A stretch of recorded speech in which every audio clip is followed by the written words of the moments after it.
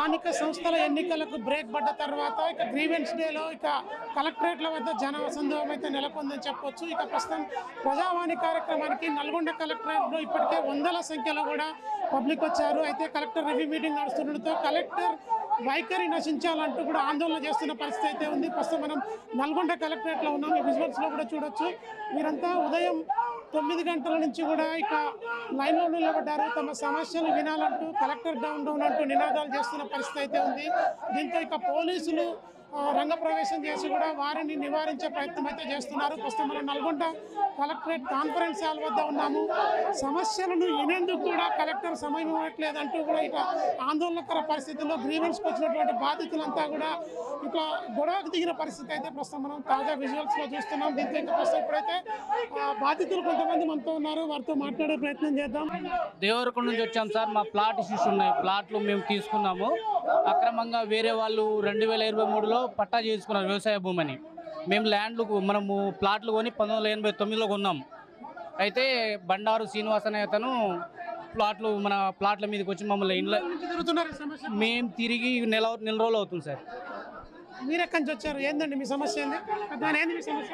అది ఫ్లాట్ సమస్య సార్. దేవరకొండ నుంచి వచ్చినాము. ఒక 20 ఏళ్ల కింద ఫ్లాట్ కొన్నాము. అది ఒక మధ్యదారు వచ్చి నాది అని మాకు అర్థమయ్యి నానా తిప్పుల పెడుతున్నాడు. కలెక్టర్ ఫిర్యాదు చేద్దామని వచ్చింది. నాకు భార్య భర్త ప్రాబ్లం, భూమి రాసిన చూస్తారు వాళ్ళు అని చెప్పి పెట్టుకున్నా. ప్రతి ఒక్కరు కూడా తమ సమస్యలు చెప్పుకునేందుకు కలెక్టరేట్కి అయితే వచ్చారు. అయితే కలెక్టరేట్లో రివ్యూ మీటింగ్ నడుస్తుండడంతో కూడా జిల్లా కలెక్టర్ ఖచ్చితంగా వెంటనే స్పందించి సమస్యల పరిష్కారానికి చొరవ తీసుకోవాలని చెప్పి కూడా కోరుతున్న పరిస్థితి అయితే ఉంది. ప్రస్తుతం మనతో పాటు మరొకరు. చెప్పమ్మా, ఏంది నీ సమస్య? దేనికోసం వచ్చినావు? కన్నుకి ఏమైంది?